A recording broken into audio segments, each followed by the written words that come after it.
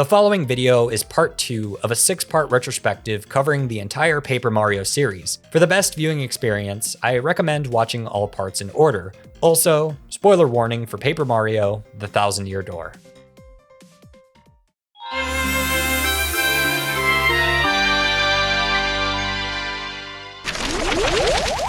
I'm sick of this story. Yes, this is where it begins, in the tale of the quest for the legendary and the Thousand-Year Door. Start. What can I say about Paper Mario: The Thousand-Year Door that hasn't already been said? If you've had any conversation about the series online, you've likely heard about how this is what Paper Mario should be. TTYD is widely regarded as the best in the series, and usually that's where this discussion stops. So on first glance, it doesn't seem like there's really anything I could add to the conversation, but that's not gonna stop me from trying. I wouldn't be talking about this series or any individual game in this series if I didn't think I had anything worthwhile to say. My perspective might surprise you. You see, I have a confession to make. Up until I started work on this retrospective video, I had never played through this game. It's not for lack of desire. I always really wanted to play the Thousand-Year Door, but for one reason or another, I never got that chance. By the time I finally had the means to embark on this paper adventure, I was in college, and I realized that this opportunity came at a time when I just wasn't ready for it. For various reasons. Having a massive backlog and full course load will definitely do that to you. In fact, before starting this retrospective, there were not one, but 2 gaps in my Paper Mario experience, and it was always my intention to eventually fill them in at some point. My current quest for the Paper Hearts was the perfect opportunity to finally do it. Life or death situations are the perfect way to clear your backlog, it would appear. The reason I bring this up is because my time with the Thousand-Year Door is perhaps an inverse of what most of its fans experienced. For many, this was a childhood classic, and despite the fact that I grew up with the GameCube, it wasn't really that for me. Basically, that's where I'm coming from. After so many years of hearing about the game that everyone sees as the best that Paper Mario has to offer, I can finally say, I've experienced it. And this chapter to our 6-chapter saga is incredibly important. So please, allow me to share what my first experience on the quest for the Thousand-Year Door was like.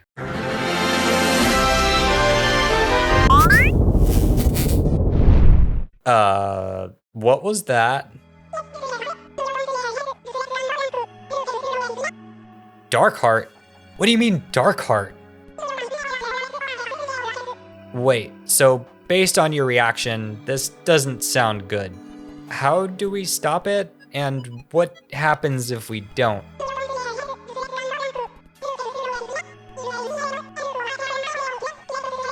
Roger.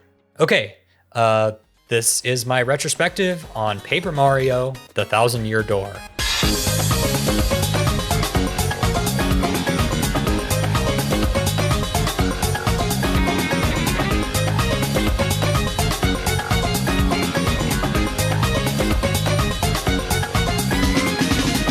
Paper Mario: The Thousand-Year Door was announced in 2003 at a game developers conference, where it was simply referred to as Paper Mario 2, and was to be worked on once again by Intelligent Systems in collaboration with Nintendo. The game would eventually see its name changed to Paper Mario RPG in Japan, with its English title being changed to Paper Mario: The Thousand-Year Door. It's a long but captivating title that makes you wonder what the heck the Thousand-Year Door could possibly be. The game would release in all regions in 2004 for the Nintendo GameCube, and went on to sell a bit better than its predecessor, selling nearly 2 million units compared to Paper Mario for the Nintendo 64, which only sold about 1.37 million units. Still impressive for a game released in the final year of that console's life, but enough business. Let's dive in and see what makes Paper Mario: The Thousand-Year Door tick.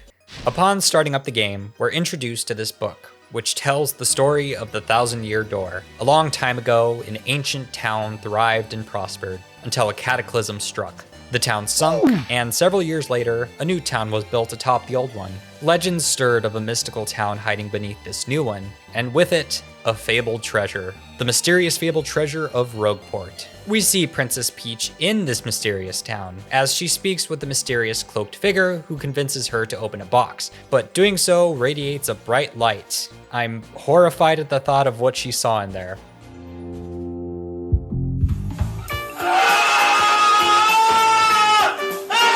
And with that, we fade to our title screen. The tone set here is completely different from that of the first game. There's a lot of mystery right off the bat. After naming your save file, we open on a very familiar house, and Parakarry from the first game drops off a letter.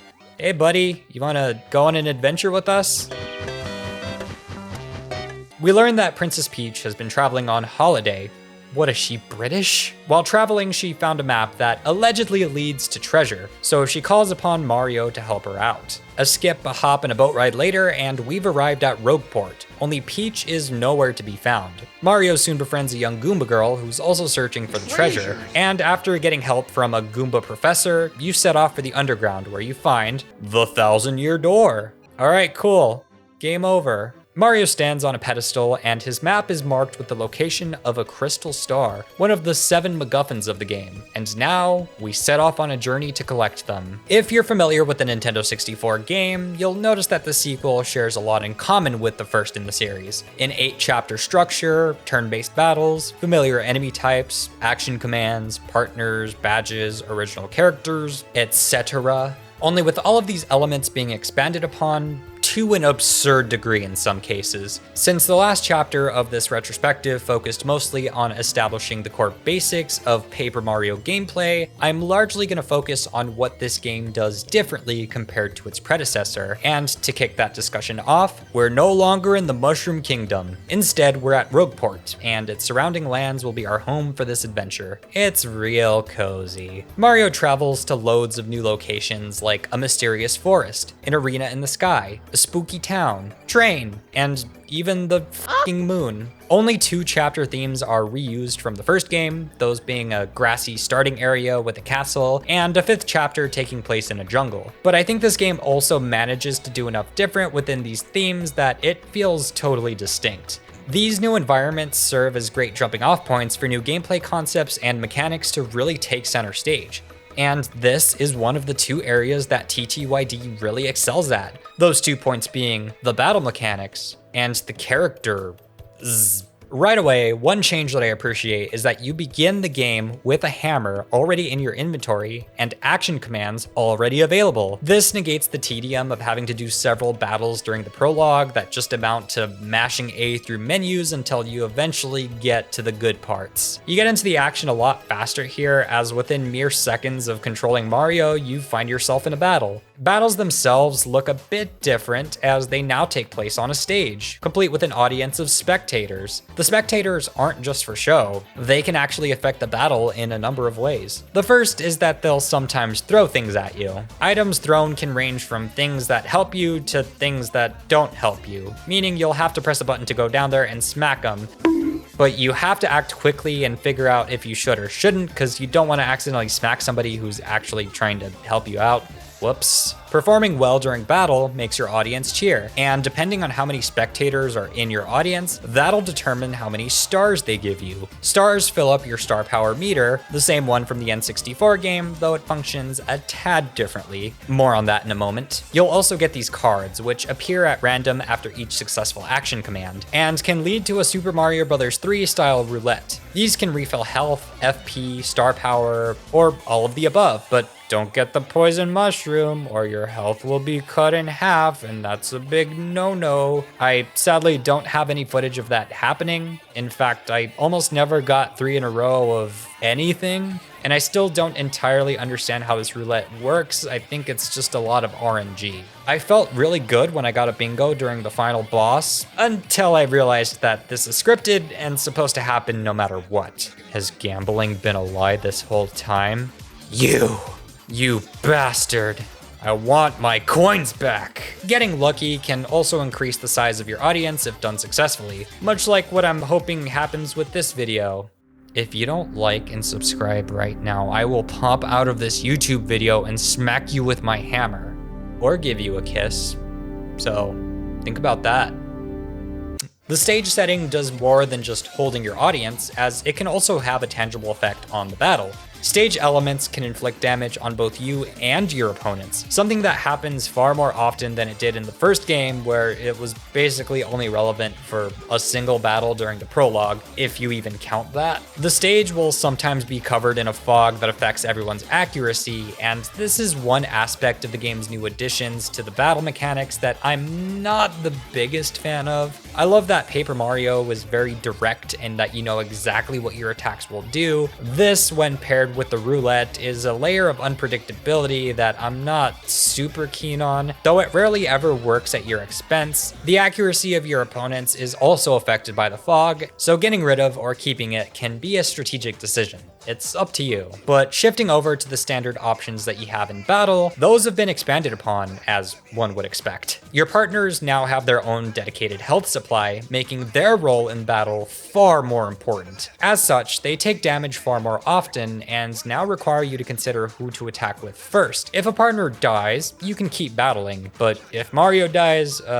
you're done. Partners still don't have access to Mario's full arsenal of abilities, but they can at least use items and appeal to the crowd to get more stars for the meter. So they have a lot more functionality this time around. Action commands, one of the big things that separates a Mario RPG from your standard RPG, they've been especially expanded here. Right off the bat, you're going to be using them more, as the special attacks, which previously didn't require action command inputs, now do, and they can be pretty challenging. Starstorm in the first game was basically a nuke that just destroyed everyone on the stage for free, whereas the equivalent attack here is something that you need to actually be good at using in order to get its full effectiveness. Special attacks feel more well balanced in general, and because of the use of action commands and the fact that the meter is dictated by the amount of members in the audience, it gives you something to do instead of doing nothing, which you would sometimes have to do with your partner in the previous game. In that game, there were only a handful of different action commands, but TTYD has a lot more variety and uses a lot more of the buttons on the controller. This makes them feel even more dynamic,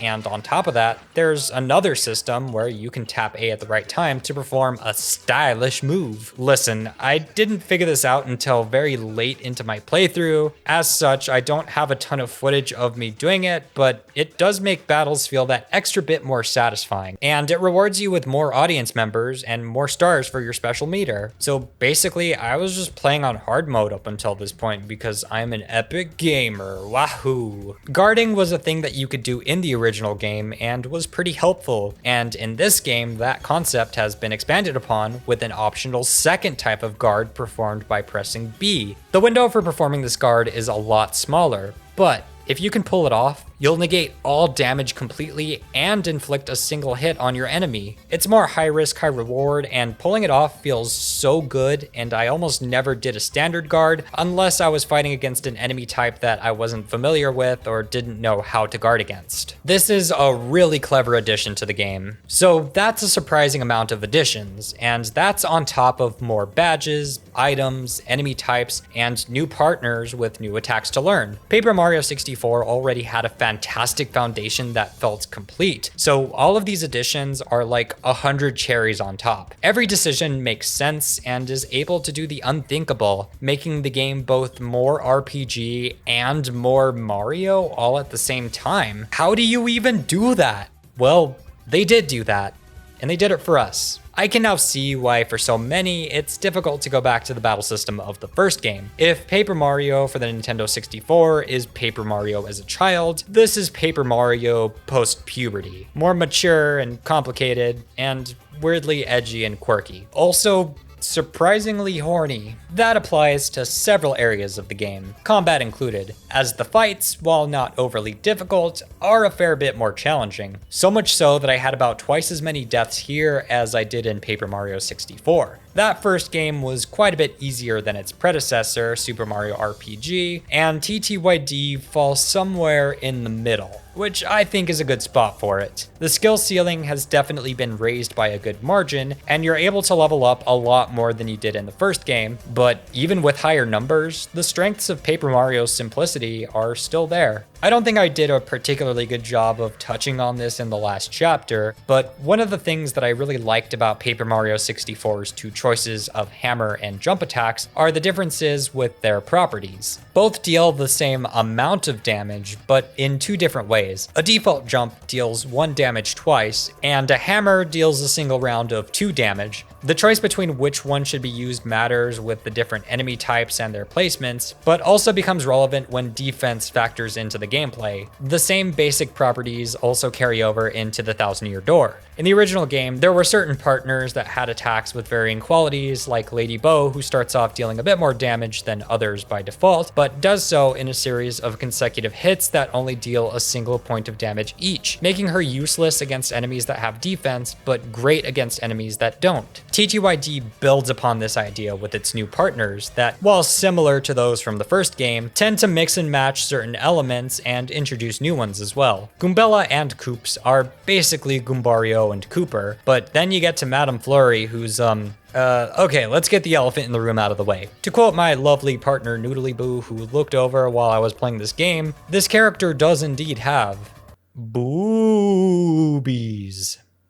Anyway, Madame Flurry kind of resembles Lady Bow. Arguably, Vivian, the other ghost-like partner, functions more similarly, but not entirely. Yoshi Kid / Great Gonzalez Jr. / Borkus / Urfadurf is the closest in function, as he has an attack that very much resembles Lady Bow's slap, only done from above rather than from the side. Yoshi Kid also has other attacks like eating an enemy and spitting it back out, dealing hella damage, but being kind of situational as it relies on there being 2 enemies directly next to each other on the ground. And I could keep going, but on the whole, the partners feel a lot more well balanced. Even you, Goombella. I used you a little bit more than I used Goombario in the last game. In that last game, Watt was basically the best partner once you got her, but TTYD, in my opinion, does a better job of making a case for switching things up. Like before, there are jump and hammer upgrades that happen at set increments during the story, only these now add permanent new attacks that offer a lot more options in battle. You don't need to equip a badge to use these, you just have them. That's pretty sweet.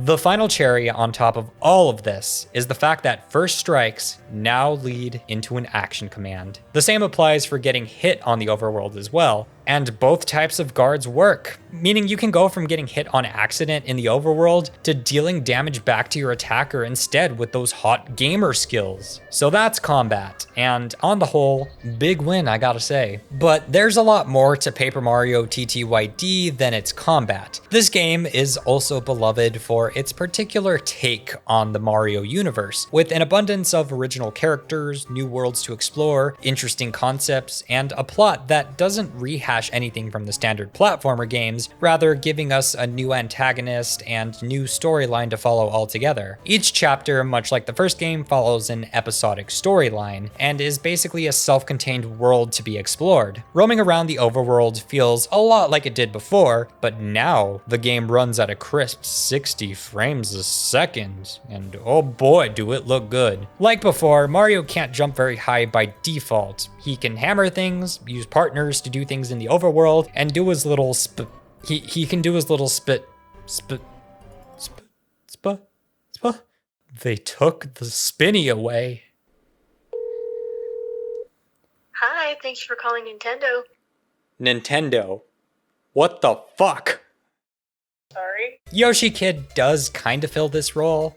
Kinda. We'll touch on this later. The big new addition to Mario's overworld arsenal is the ability to fold himself up. By standing on these special platforms, Mario can turn into a paper airplane or boat. Mario also learns to jump real high, become a burrito, and turn 90 degrees. Did you really need a curse to be able to do that? Oh, okay, so he can spin to destroy blocks, but this?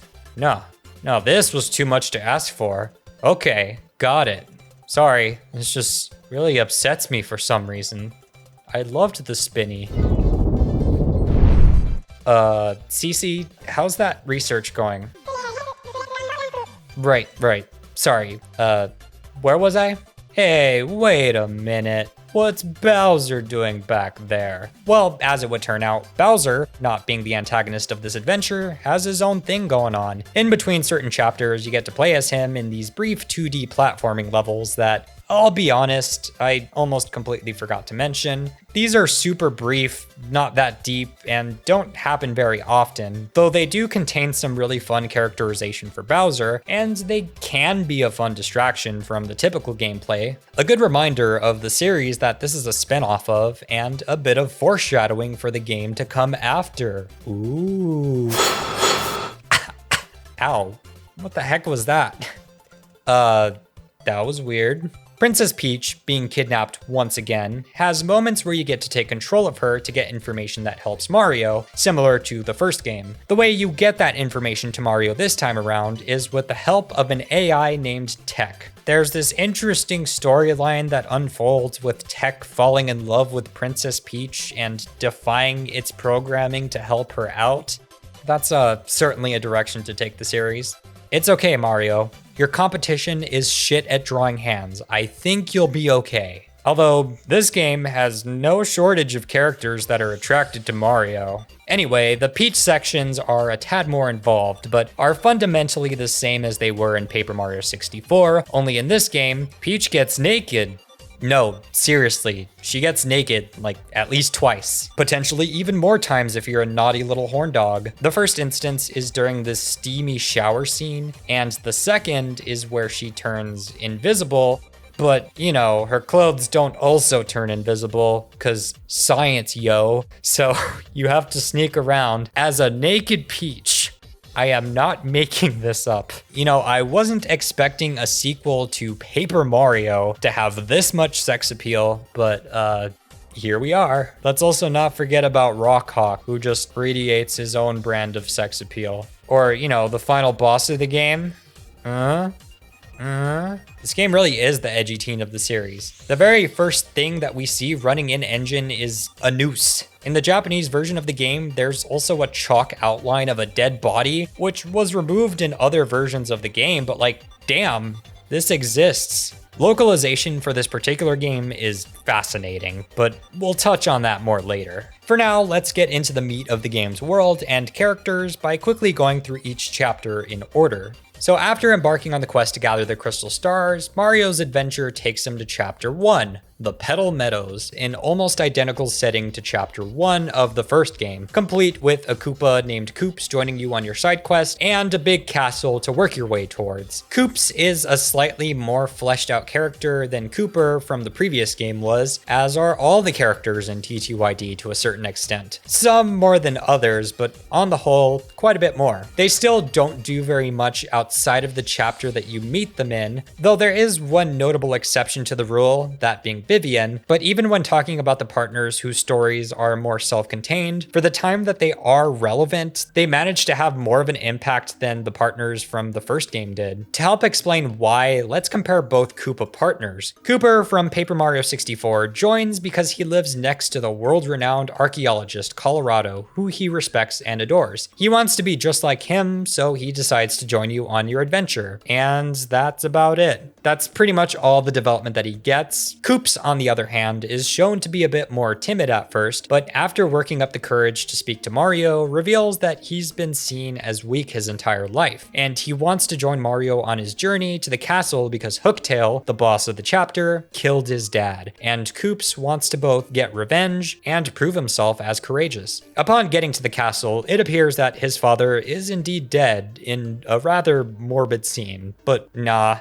It's just a dry bones. Silly dry bones. Quick, the dry bones fandom is dying. Like and subscribe if you're a true boater. After a sexually charged encounter with the game's only optional partner, Miss Mouse, you get to Hooktail, a massive dragon whose weakness is a fear of crickets. With the help of Koops, you take her down, and it turns out that Koops' dad is okay. And by proxy, Koops is now a hero. He gets one more scene of development with his family, and then at the very end of the game, you get the conclusion of his arc. There's just a bit more to sink your teeth into. The chapter itself is pretty basic, but the Hooktail fight is amusing enough. She even offers to let you smell her feet. This game was really ahead of its time, it would appear. Oh yeah, she also does this. Chapter 2 is the Boggly Woods, and it is a chapter. Okay, I fail to see how that's relevant when I'm talking about the 1,000-Year Door. Besides, from this point out, you only want me to talk positively? I mean, that's kind of what I was already planning on doing. Right. Okay, well, Chapter 2 takes place in a more unique setting that's visually distinct and pretty to look at. Mario has to help these little critters known as the Punies, as they've been imprisoned by the X-Nauts, who are the primary antagonist organization of the game. Mario is competing with them to gather all of the crystal stars to get to the Thousand-Year Door before they do. Later on, it's revealed that the X-Nauts are doing some rather evil, very bad, very schemy kinds of things. Pretty early on, you have your first encounter with the Shadow Sirens, or the Shadow Sisters, depending on which localization you prefer, a recurring trio of antagonists that, in this chapter, don't know what Mario looks like, so you don't have to fight them right away. The partner of this chapter is named Madame Flurry, and she is certainly a unique partner. She's got blowy powers, so that's cool. The boss of the area is one of the X-Naut members who serves as a recurring rival, Lord Crump. That is a beautiful name. He's got a mech. Take him down. Chapter over. Next is Chapter 3. Before you can even get to it, you have to talk to a mob boss named Don Pianta. Hey, I know those guys. He's a part of the Mafia. Help him sort out his family drama and he'll give you a ticket to get up to Glitzville, a giant arena in the sky that's hosting a big old tournament. Yes, Paper Mario, the Thousand-Year Door, has a tournament arc, and it's pretty cool. You finally cross paths with Bowser, and it's fun to slap him around. The partner of the chapter is an egg. Okay, more specifically, the partner is the egg after it hatches. Hey, you see how easy it is? Why don't you just do that? You would make my life so much easier if you would just hatch. Be more like Borkus. Borkus helps out Mario, and gives Mario exactly what he needs to beat the current battle. So, does that mean that you're gonna hatch when it's like absolutely necessary in the plot and there's like no other options? I don't know. The Yoshi Kid doesn't have a complex backstory, but is unique in that your experience shapes their design. Depending on how long it takes the egg to hatch, they'll have a completely different look. Cheeto Cat, did you hear that? Okay, sorry. Yoshi Kid comes in many colors, and you even get to name him. I decree that your name shall now be Borkus, because I thought it sounded funny. Borkus, you just entered the world, and now you must help a pudgy Italian man uncover a conspiracy. Yeah, this chapter is incredibly unique, and it's a lot of fun. Conceptually, I will talk about my critiques later. Chapter 4 brings us to Twilight Town, where the inhabitants are being mysteriously transformed into pigs. The culprit turns out to be a dude hiding in a creepy steeple wearing a Scooby-Doo Halloween costume and, wait, that was it? Okay, so Chapter 5 is, whoa! Oh, you didn't think it would be that easy, did you? You thought that was Mario. But no, that was Mario. There's a little shape-shifting action going on here. Mario, now all alone and out of his body, has to track down the big bad and figure out his name by engaging in some good old-fashioned fisticuffs. At this point, you encounter Vivian, one of the 3 Shadow Sirens who's being basically abused by her sisters. In her moment of despair, you approach her and comfort her, though she has no idea who you are, and she decides to help you out, becoming a temporary party member. You work together to figure out what this dude's name is, gain the sacred P, and you figure out that his name is Dupless. More like do piss, because this trek back to his steeple do be pissing me off though. You head back to the mansion and fight him once again, only this time your partners are on the offensive, and once Vivian realizes that you're Mario, she leaves. But soon comes back, realizing how kind and deserving you are of her help, grateful for you comforting her and putting her problems ahead of your own. Bada bing bada boom, Dupus is dead. Chapter 4 is certainly a very memorable one, and it's helped immensely by the addition of Vivian, who frankly is my favorite partner in the whole game, for a lot of reasons. But any conversation surrounding this character in particular isn't complete without talking about her gender. So, in case you didn't know, Vivian's trans.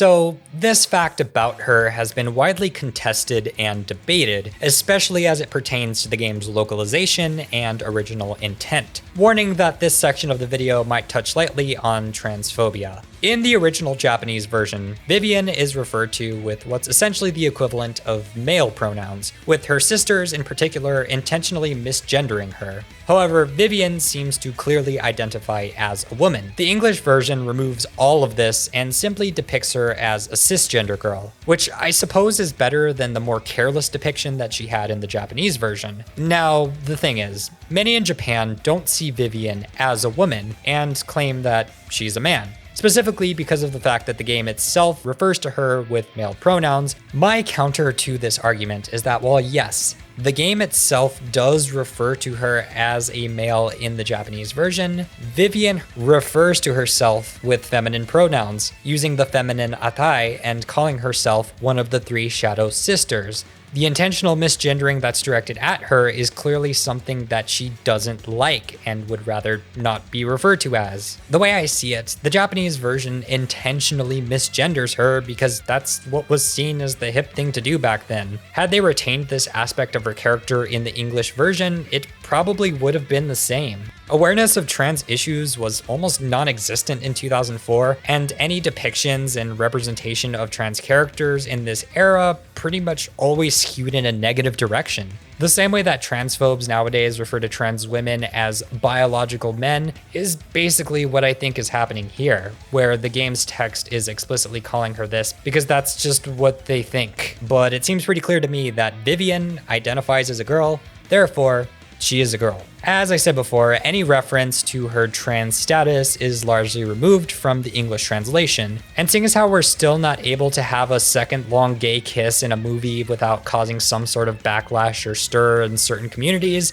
yeah, this basically had no shot back in 2004. It seems to have been done as a way to avoid controversy and ensure an E rating. Yes, Vivian's transness was what had to be removed, but Naked Peach, a noose, and boobies? Nah, those were all fine. It's a shame that this storyline had to be censored, but in many ways, I suppose this is better than the game intentionally misgendering her. At least in this game, she gets to be herself and people acknowledge her for who she is. But then there's the Chad, the Italian translation. The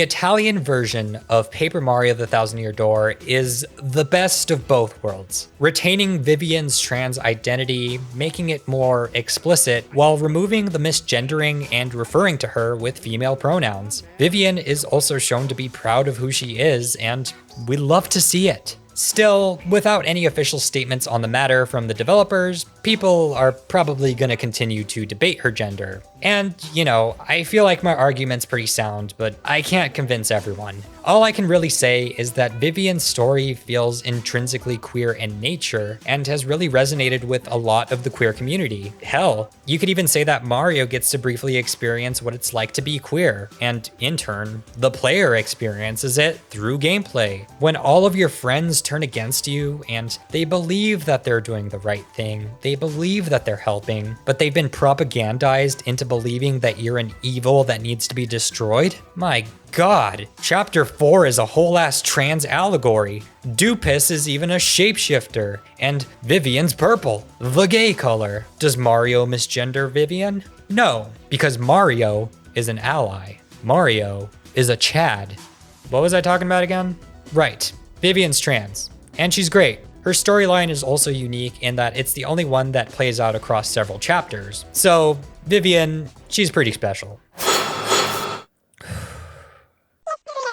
Yeah, I just felt a strange feeling. I don't entirely know how to describe it. I'm a little tired though.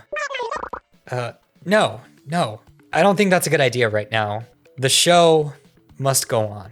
So, I don't know, I guess we'll take a little break at Rogueport. Before you can start Chapter 5, you have to do a bit more exploring at Rogueport, the hub of the game, which replaces Toad Town from the first entry. The vibe is admittedly quite different, with its rugged sense of danger replacing the cozy comfort of the first game. It's more mysterious and also covered in feces. But while you're here, you can catch up with Luigi, who just so happens to be going on his own quest. In between each chapter, he'll have some new wacky story to tell you, and it really makes you want a spin-off game that focuses on what Luigi has been up to.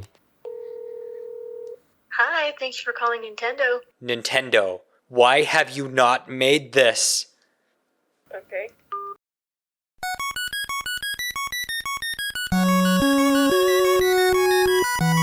Looks like fan games are gonna have to pick up the slack.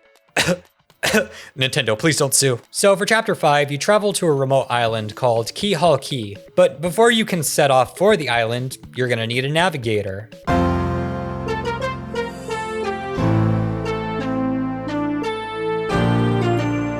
This leads to you recruiting the final mandatory partner of the game, Admiral Bobbery, who has what is probably the rawest backstory in the entire game. Once a happily married man, he was a sailor, but one day, while at sea, his wife fell ill and succumbed to her illness while Bobbery was away. The Admiral blamed himself for her death and vowed to never return to the sea. But Mario, delivering a letter that his wife Scarlet had written to him, is able to help him see that sailing isn't something that he should give up, and he agrees to join you on your journey. The journey isn't exactly easy on the poor old man, but he persists, and slowly but surely, his passion is reignited. Get it? Because he's a bomb, he goes explodey, ha ha ha ha. This is easily the most mature and heartbreaking storyline we've seen in Paper Mario thus far, and makes clear just how different this game's take on its world and its characters is compared to the first. Anyway, the chapter itself is fine. The first half takes place in a jungle setting similar to the first game, and god damn it.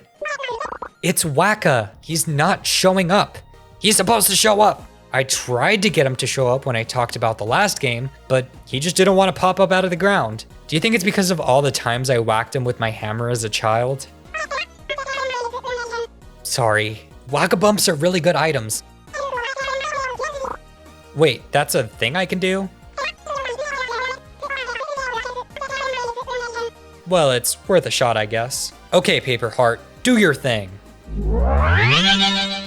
A few moments later. Oh my. It turns out he was hiding in the thumbnail of a YouTube video. This one specifically. How does that even work?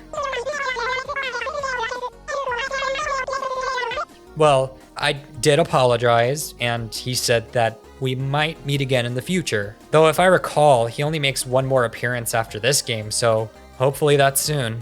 Anyway, Chapter 5 ends with a boss fight against a giant skeleton named Cortez. Chapter 6 takes place in a train, where a mystery is unfolding. The Crystal Star is being held at a place called Poshley Heights, and you gotta ride the train to get there. And for a good chunk of the chapter, there's no combat whatsoever, which is an interesting shakeup. This chapter is more about exploring this train and piecing together a mystery. This one ends with a boss fight against the suit sprites from Spirited Away. Chapter 7, the Peen Ultimate chapter, has 3 distinct locations: a snowy military base, and an evil secret lair on the moon. But before you can leave the snowy area and go to those other 2 locations, you have to... We will talk about it soon.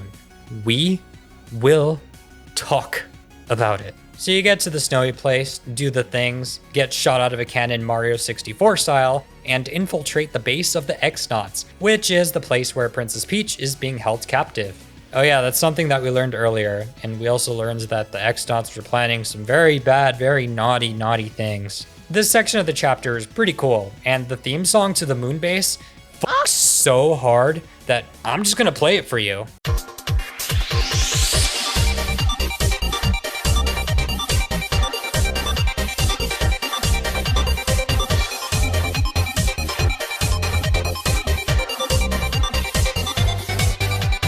You have one more fight with Grotus and his mech, watch as Tech dies, and finally have all 7 of the crystal stars. Open salami. You enter the 1,000-year door, explore the final area, and it's final boss time. Peach gets possessed, Mario believes in the power of friendship, and You've beaten. Paper Mario, the 1,000-year door. Alright, so we've beaten all the chapters, now it's time to cover what's left before we wrap up here. Graphically speaking, the first game already looked fantastic, and this game looks even more amazing, especially when emulated at higher resolutions. But even at its original 480p resolution, the vision of a game's world crafted out of paper has become more realized than ever before, and it just looks really good. Running at 60 FPS is a nice addition, especially since the game relies so much on timing your button presses for action commands, B-guarding especially with its much tighter window than the standard guard. With this increase in frame rates, the characters aren't animated in individual frames quite as much as they were before. Their models are now rigged in such a way that gives them smoother movement that looks a little more keyframed. I hope I'm able to get across what I'm trying to say even if you don't know animation terms. Point is, it looks and feels different from the first game. Personally, I think this animation style looks pretty good in motion, and it fits cohesively with the rest of the game. Environments are more contrasty, the UI feels a lot cleaner and just looks more pleasing to the eye, the character sprites are properly rounded rather than looking pixelated, and level themes are more unique across the board with locations like the Boggly Woods, Glitzville, Twilight Town, all of Chapter 6, and, of course, the moon. Tying these themes together is an aesthetic that has largely influenced the look of the series in every game to come after. Paper has become a lot more prominent here, with the game doing a lot more with the concept. Transitions between areas that use warp pipes, more gags that rely on the worlds being made of paper, the stage presentation during battles that leans even harder into the paper and cardboard craft aesthetic, bosses that look like they're made out of paper mache, and, of course, all of Mario's new abilities. While it's barely ever acknowledged by the characters directly,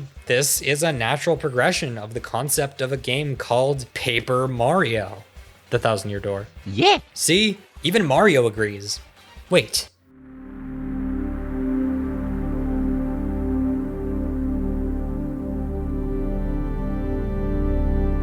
Leggono tutto e sembra rete. Mario has a voice now, as do most of the main characters. Speaking of sound, hey, that's a nice transition I did there.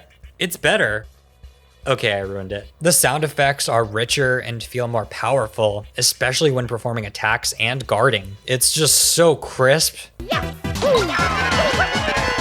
I wasn't very impressed with Paper Mario 64's soundtrack, but I still felt that it suited that game, and it was, at the very least, quite memorable. Paper Mario the 1,000-Year Door, on the other hand, this is a soundtrack that you could make a baby to. You ever say something and then immediately regret it, but then not know where to go from there? This game's score goes in a completely different direction from that of the first game. The theme that plays on the title screen does a pretty good job of exemplifying the differences between the two of these games. The previous title was cutesy and whimsical.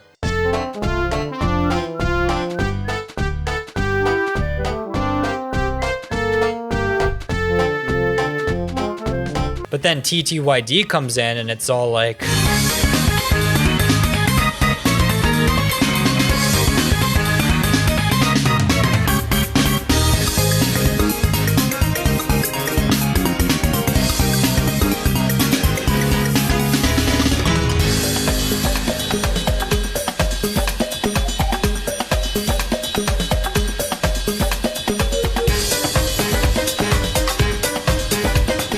The style of music here feels more adventurous, energetic, bright, and electronic-y. It's got a weird, quirky quality to it. I think this musical direction suits this game rather well. I could spend a lot of time praising the soundtrack, but I think I'll just play some samples, including a few of my favorites from the game, and I'll meet you on the other side.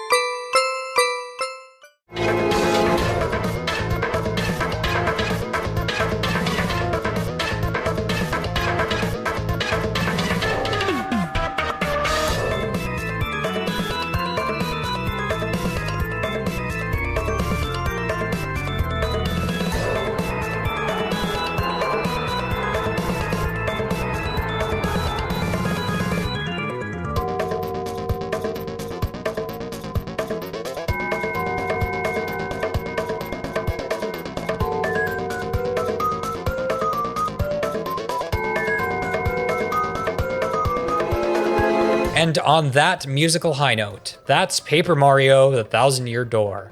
So, just gonna wait for that paper heart. Yeah, well, I've said everything I liked and... Okay, we'll do this properly. I really enjoyed Paper Mario, the Thousand Year Door. I really did. In a lot of ways, I enjoyed it far more than its predecessor. It truly is a special game that refines so many of the qualities found in the previous entry to a ridiculous degree, but there are some flaws. Flaws that are really hard to ignore. So I'll rip this band-aid off now. Backtracking. It's a critique that gets brought up in other discussions of the game, but I feel like its severity has been downplayed quite a bit by the game's fans, which I am a fan. I need to clarify that right now. I am a big fan of this game. Love it, but I need to take a deep dive into this one aspect of the game. So to help explain this, let's backtrack to the first game in the series. No, we're not doing that again. Chapters 4 and 6 were particular low points in that entry, as they required you to backtrack to previously visited areas quite a bit. Now, imagine that, and put that in Paper Mario the Thousand Year Door, but in every single chapter, excluding the last one, kinda. Much like what you have to do in this game, let's go back to these chapters one more time.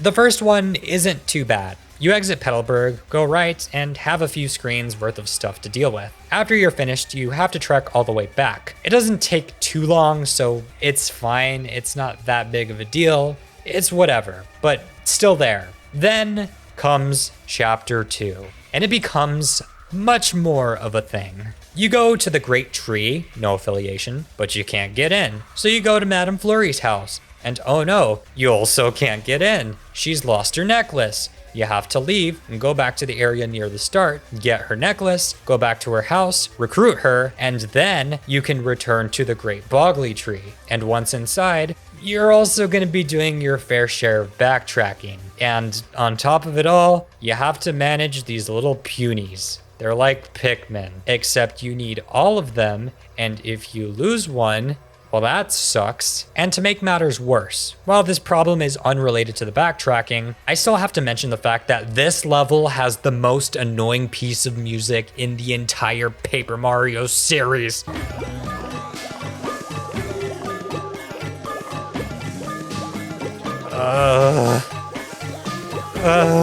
Chapter 3, it's a lot smaller, and that's good. It's an awesome chapter with fun battles and a unique premise that sees you compete in a tournament. But my concern is the glue that strings these battles together. Okay, so let me set the scene here. You just had a battle with your opponent. You beat them, hooray. After you do that, you get your coin payment. A character will then talk to you. You are then free to explore. But the wise decision is usually to lay down and go to bed so that you can heal up and refill all of your meters, so I pretty much always do this. So you gotta watch the cutscene, wake up, talk to the Game Boy Advance, accept the fight, then wait around for a few moments, the dude shows up, escorts you to the arena, the opponent has their introduction, and then finally, you can fight. You have to go through this entire process between every single fight. There are 20 battles.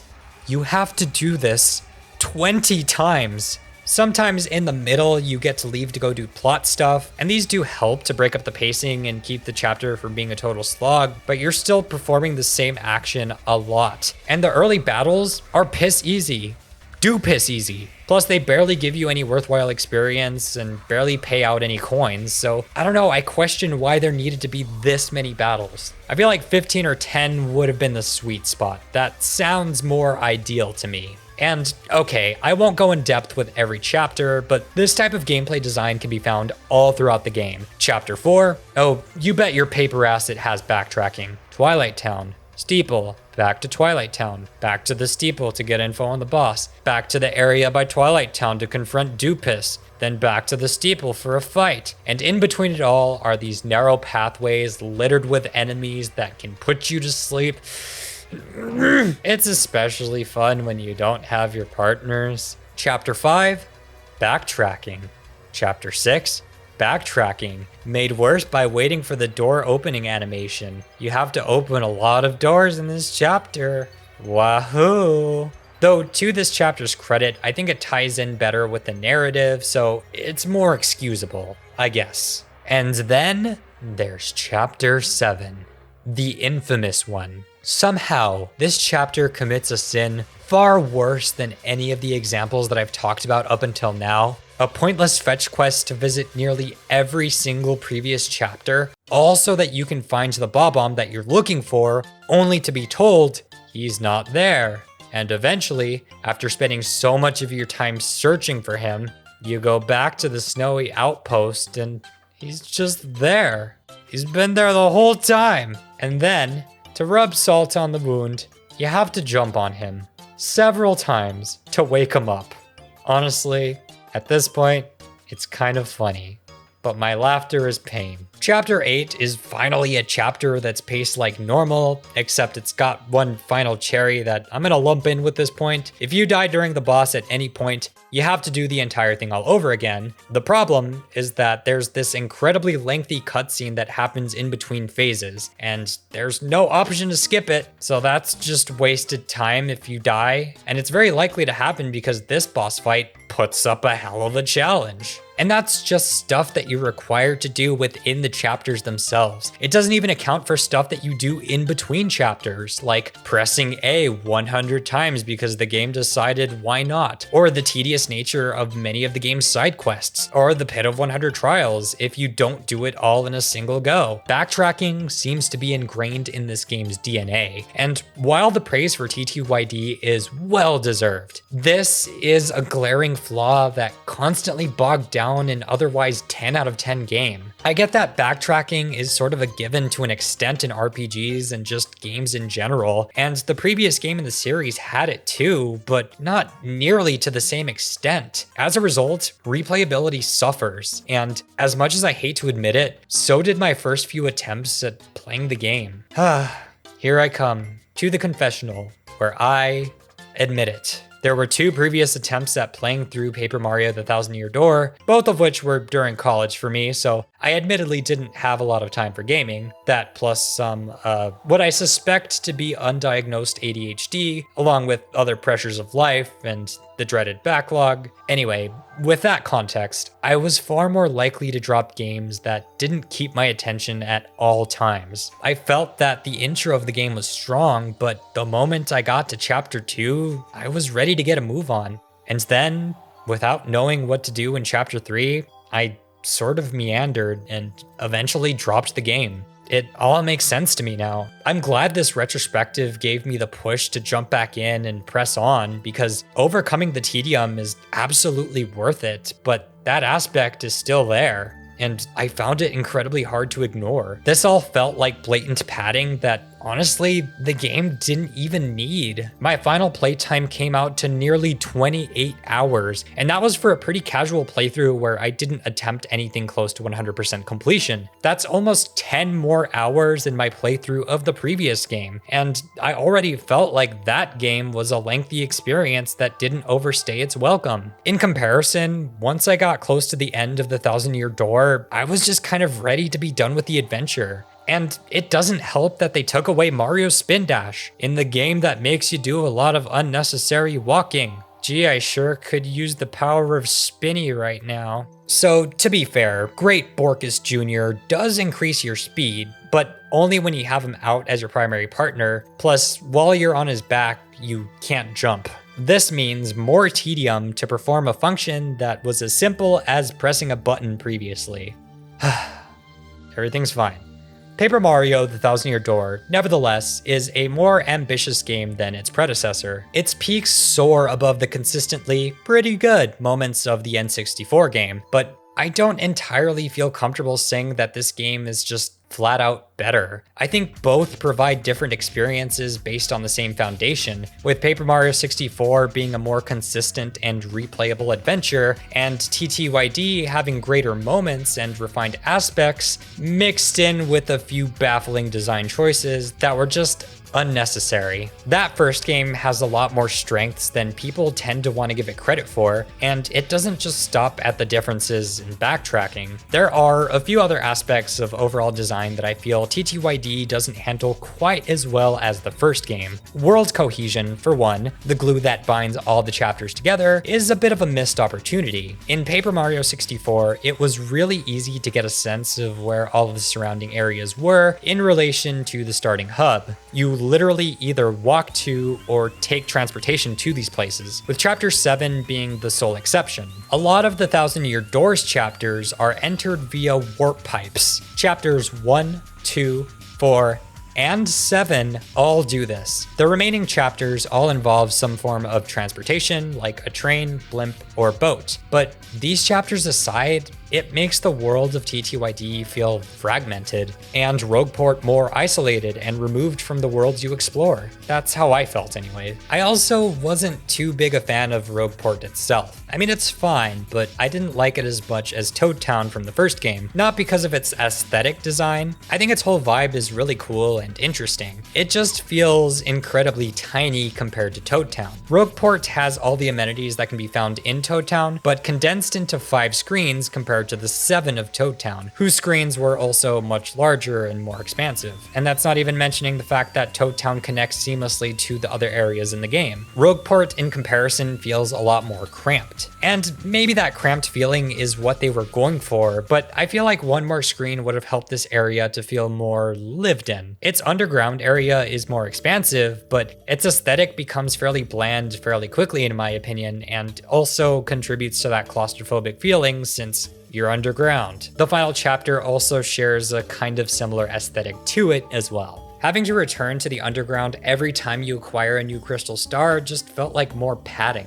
Okay, well, to not end on such a sour note, I'll quickly mention a few other random things that I didn't know where else to fit in this conversation. We finally have a post-game, which doesn't offer a whole lot, but it's better than reverting back to your last save file before the final boss. The Pit of 100 Trials is a 100-floor gauntlet that rewards you with some pretty cool stuff. The catch is that it needs to be beaten in a single go. Still, the pit is there and can provide a nice challenge to those seeking it out, and has the hardest boss in either of the first 2 games. Like before, you can buy badges, but this time around you're also able to sell badges, which is pretty nice because inevitably not all of them are going to get used. So it's good that you're able to at least be compensated. Lady Bo makes a cameo.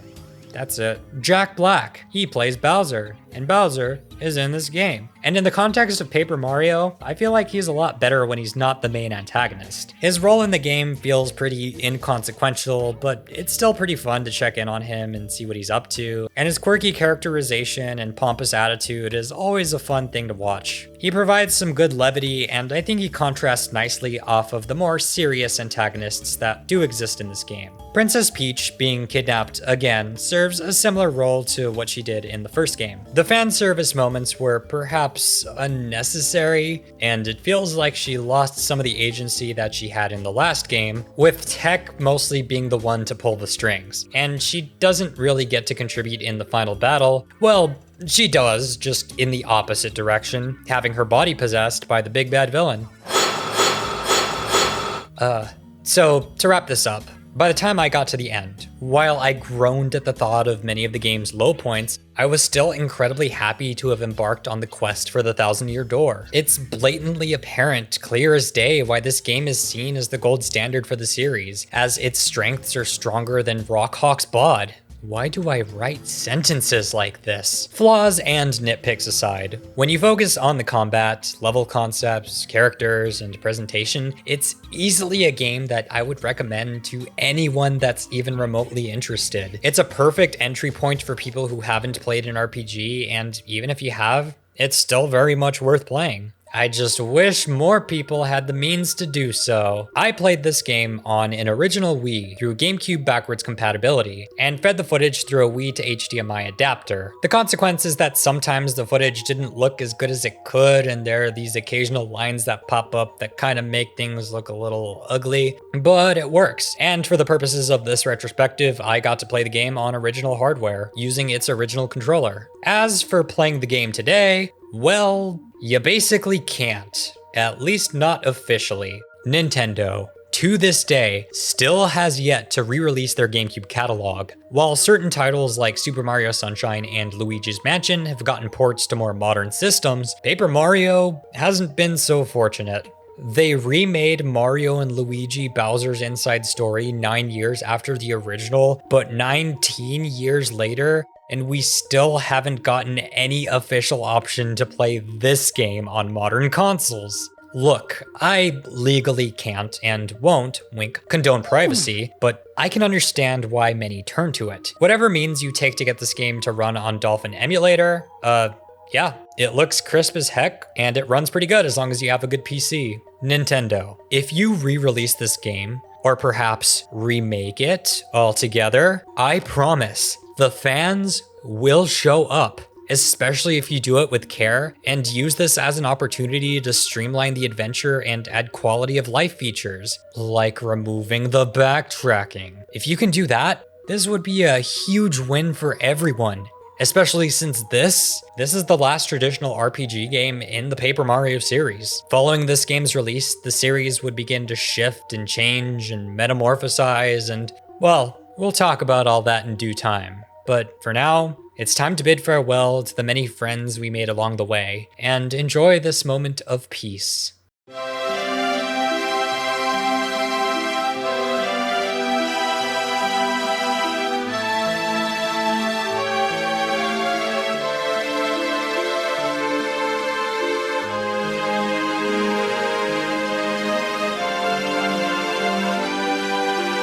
While I had a lot to complain about, it didn't diminish the overall impact of the positives, and by the time my friends said goodbye, I was a little sad. Mario, even after you leave here, please don't forget about us.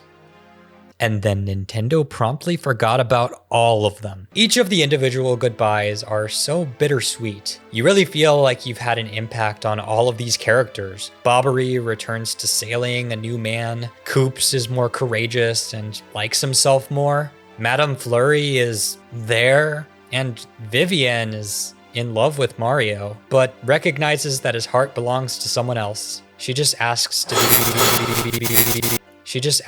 be remembered. Aw, Vivian. Well, Vivian, if it makes you feel any better, Mario gets friend-zoned by Peach and Color Splash, so maybe you still got a shot. Mario, you better talk to Vivian again, because if you don't...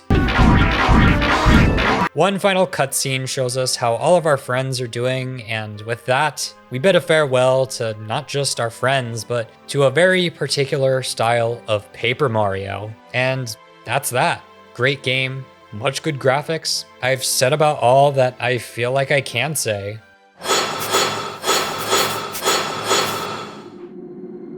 Cheeto Cat, you're seeing that, right?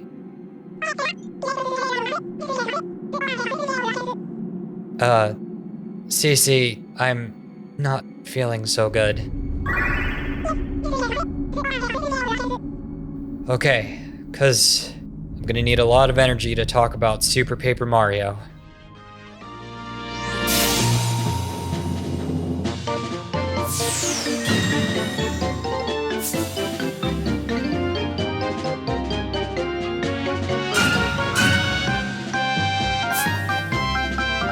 The mysterious void rumbled and cackled as Cheeto Cat healed JJ. With only 2 paper hearts in hand, the journey was proving to be more exhausting than expected. But still, JJ insisted, we must keep moving. The show must go on.